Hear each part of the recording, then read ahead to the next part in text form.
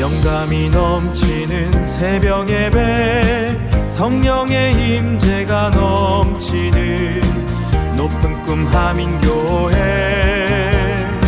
성령의 임재가 2026년 8월 18일 새벽입니다. 하나님 말씀은 시편 106편 6절에서 12절입니다. 하나님 말씀을 증거하겠습니다. 예전 2013년도에 부산에서 있었던 일입니다.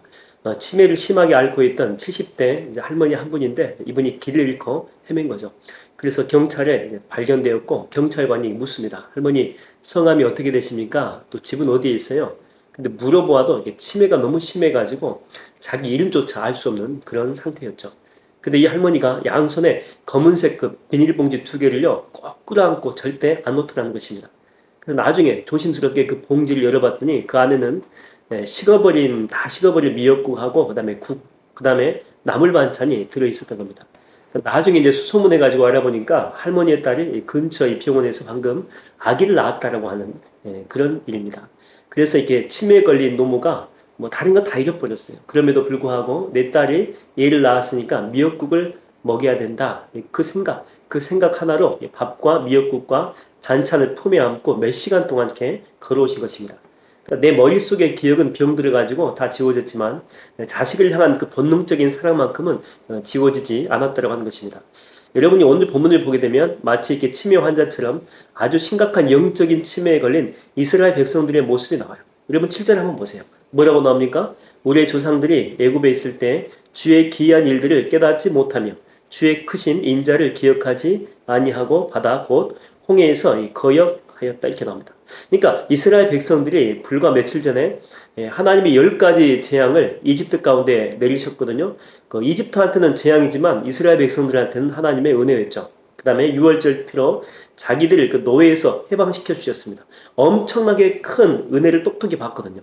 근데 막상 눈앞에 정말 시커먼 홍해바다가 가로막고 있고 뒤에서 애국 군대가 쫓아오니까 잠깐의 위기가 닥치니까 불과 며칠 전에 하나님이 살려주셨잖아요. 그 살려주신 놀라운 은혜를 새카맣게 잊어버린 것입니다. 그러니까 완전히 영적인 치매에 걸렸다라고 하는 거죠. 그래서 모세와 하나님을 향해서 삿대질합니다.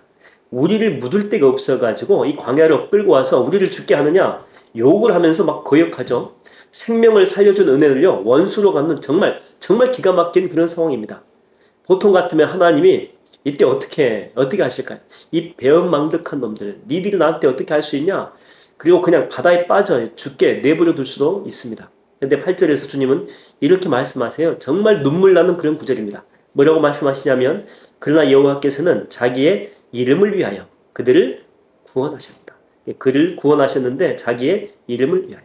그러니까 백성들이 은혜를 까먹고 다 거역했거든요. 그럼에도 불구하고 하나님은 그들을 버리지 않고 구원하셨습니다. 왜 구원하셨습니까? 백성들이 훌륭해서가 아니고 자기의 이름을 위하여 구원하셨다. 이게 무슨 뜻인가 하면, 예를 들면 119 이렇게 구조대원들이 있다라고 합시다. 다리 위에서 이렇게 목숨을 끊겠다라고 하면서 물에 뛰어드는 그런 사람들이 간혹 있지 않습니까? 그래서 이 대원들이 그들을 이제 구원해내려고 물속으로 들어갑니다. 근데 물에 빠져 이렇게 죽어가는 사람이 구조대원 오면 고맙습니다, 얌전히 안기겠어요? 그렇지 않겠죠. 구조대원이 다가가면 막 살려달라고 외치는 것이 아니고 오히려 구조대원의 머리채를 잡고 막 뺨을 때리고 발로 걷어차 버립니다. 나 그냥 죽게 내버려둬, 왜 살려주려고 왔냐, 저리 가, 그러면서 막 발악을 합니다. 그러면 구조대원들이, 아니 기껏 살려주려고 왔더니 나를 때리네? 그래, 그냥 너 여기서 죽어라, 이렇게 손 놔버립니까? 그렇지 않죠. 절대 손 놓지 않습니다. 발로 걷어차이고 욕을 먹어도 기어코 물을 먹어가면서도 그 사람을 결박해가지고 육지로 끌어올려서 살려냅니다. 구조대원들이 왜 그렇게까지 합니까? 물에 빠진 사람이 이쁘기 때문에? 아니죠. 내 가슴에 붙어있는 119 구조대원이라고 하는 내 이름, 사람을 무조건 살려내야 된다고 하는 그 사명, 이것 때문에 상대방이 나를 때려도 이 거부에도 끝까지 그들을 붙잡고 구원해낸다고 하는 거죠. 오늘 이 8절에 하나님이 자기의 이름을 위하여 구원하셨다라고 하는 이 말의 뜻이 바로 이 말씀이에요. 그러니까 백성들이 은혜를 다 까먹고 홍해바다 앞에서 하나님을 원망하고 영적으로 이렇게 주먹질을 해댑니다. 그럼에도 불구하고 하나님은 어떤 분이시냐? 너희를 애굽에서 건져낸 구원자고 바로 네 아버지라니까, 아버지의 이 명찰이 여기에 딱 붙어 있다는 거죠.